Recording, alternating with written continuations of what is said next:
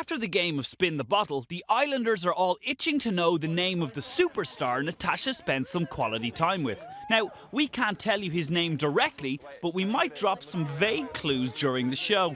In unrelated news, did you know that Kim has a baby? Baby, oh. Alright, who's the pop star? I need to know it's going to eat me up at night. I'm not allowed to tell you. Yeah, I want to know it as well. I'm not allowed to tell you. It's a secret. Who was it? How long ago was it? A year, 2 years, 3? That's fair. Yeah, no, tell us. Okay, it was 5 years ago. 5 years ago. Avicii? Yeah.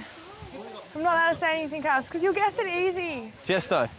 Well, like at the same... Oh, I'm not allowed to say. Tiesto and Avicii. I'm not allowed to say. Justin I'm Bieber. not allowed to say. It's Justin Bieber. Did he make you sign an NDA? For sure, 100%. I can put money on it. I can put money on it. I signed a thing I'm not allowed to tell anyone. Yeah. Secrets.